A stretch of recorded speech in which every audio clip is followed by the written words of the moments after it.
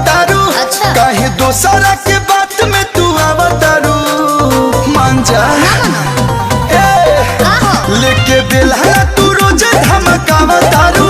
काहे दोसरा के बात में तू आवतारू देखो कहो तले जन चला बाज बना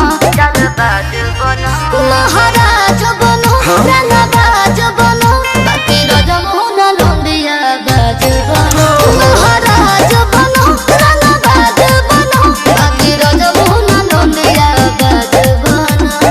ऐसा नहीं है ऐसा नहीं है बाकी रजमुना लोंडिया बाज बनो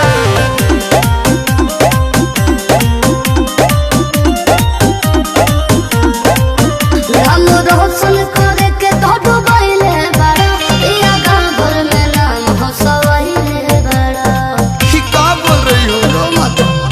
भइल दिनों पर दिन जग सकी बारू हो चलो ना ऐसन मिलल बानी पति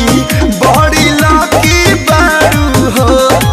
तब खूबे उड़ो समान में हो बाज बनो महाराज बनो रंगबाज बनो बाकी रजमुना लोंडिया बाज बनो महाराज बनो रंगबाज बनो बाकी रजमुना लोंडिया बाज बनो मैं तुम्हारे अलावा किसी को ताकता भी नहीं हूँ ताकता भी नहीं हूँ ताकता भी नहीं हूँ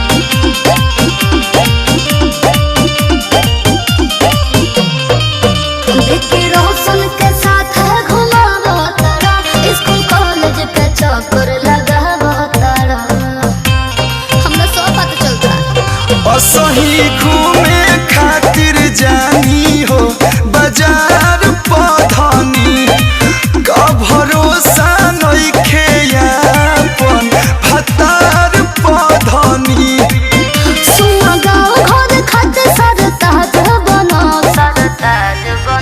महाराज बनो रंगबाज बनो बाकी रजमुना लोंडिया बाज बनो महाराज बनो रंगबाज बनो बाकी रजमुना लोंडिया बाज बनो